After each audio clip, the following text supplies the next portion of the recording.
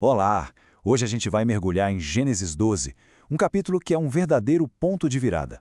Ele não só dá o pontapé inicial na jornada de Abrão, mas também estabelece toda a base de uma história de fé, de promessa e de provação que ecoa até hoje. E tudo começa aqui, com essa ordem divina, que é, vamos combinar, monumental. Pensa só, largar tudo, tudo que é familiar, o que te define, não é só uma mudança de endereço, é um desarraigamento completo. É um salto cego no desconhecido, confiando apenas numa voz e numa promessa que ainda nem dá para ver. E essa é a dinâmica principal aqui. Um chamado que exige tudo em troca de uma promessa que oferece o impossível. A segurança do que já se conhece, da família, da cultura, sendo trocada pelo potencial infinito do que ainda virá. É o risco da fé contra a certeza da rotina. Mas, afinal, que promessa era essa? Vamos detalhar. Primeiro, a promessa de se tornar uma grande nação, um baita desafio para um homem que nem filhos tinha. Segundo, a de ter um grande nome, de deixar um legado duradouro. E por fim, a mais ousada de todas, ser uma fonte de bênção para toda a humanidade. Eram esses os pilares que deveriam sustentar Abrão nessa jornada. E o que deixa tudo isso ainda mais impressionante? A idade de Abrão, 75 anos. Numa fase da vida em que a maioria das pessoas está querendo sossego, estabilidade, ele é chamado para a maior e mais incerta aventura da vida dele. Isso exigiu uma fé, sim, extraordinária, só para dar o primeiro passo. E é isso, a jornada começa. Abrão simplesmente obedece. Sem hesitar, ele junta sua família, suas coisas e parte para um lugar que ele não fazia ideia de onde era. A fé era o único mapa e a promessa, o único destino. Esse trajeto inicial é um movimento constante de fé. De Harã, ele cruza o deserto e finalmente entra em Canaã, a terra prometida, passando por lugares como Siquém e Betel. Cada parada não era só um acampamento, era mais um passo em obediência, entrando cada vez mais fundo num território que ainda não era seu.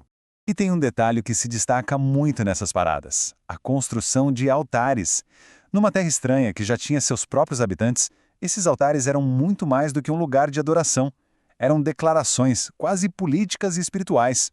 Eram marcos de fé, uma forma de tomar posse simbólica da promessa, muito antes de ter a posse física da terra.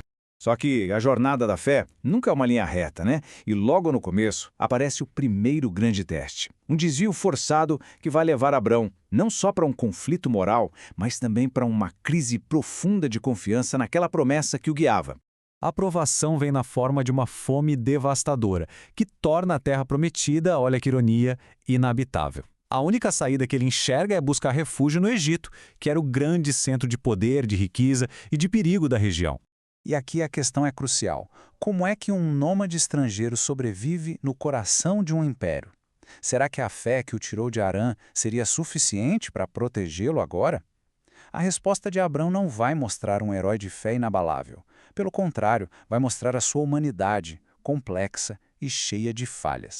O plano que Abrão bola nasce do medo, não da fé. Ele pede para Sarai mentir sobre o casamento deles, trocando a verdade por uma suposta segurança. É um plano que pode parecer esperto, mas que trai totalmente a confiança na promessa divina que o tinha guiado até ali. E o mais impressionante é que no começo a mentira parece funcionar espetacularmente bem. Sarai é levada para o harém do faraó e Abrão, se passando por irmão dela, fica rico. Do ponto de vista material, ele prospera como nunca. Mas a que custo moral e espiritual, né? Só que a prosperidade, que é construída em cima de uma mentira, costuma ter prazo de validade. Uma intervenção divina estava prestes a derrubar todo esse esquema, expondo o engano de uma forma bem dramática e indiscutível.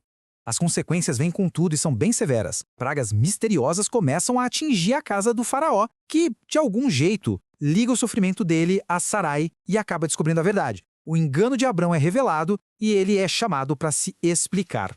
E nesse momento a gente vê uma ironia gigantesca. O homem da promessa, o escolhido, sendo repreendido moralmente por um rei pagão. A pergunta do faraó é direta, cortante e expõe a falha de Abrão de um jeito público e humilhante. Não tinha o que dizer. O desfecho dessa história é surpreendente. Abrão não é punido com a morte. Ele é simplesmente expulso do Egito. Só que, e esse é um detalhe crucial, ele sai de lá com sua esposa e com toda a enorme riqueza que ele conseguiu por causa da mentira. Ele sai mais rico do que entrou, um detalhe que vai ter consequências inesperadas. Essa experiência toda no Egito fecha a primeira grande provação de Abrão. Ele sobreviveu, sim, mas as consequências das atitudes dele, especialmente essa imensa riqueza que ele adquiriu, estão prestes a gerar um tipo completamente novo de desafio. Pois é, a riqueza que veio do Egito, que podia parecer uma bênção, vai se tornar a semente da discórdia.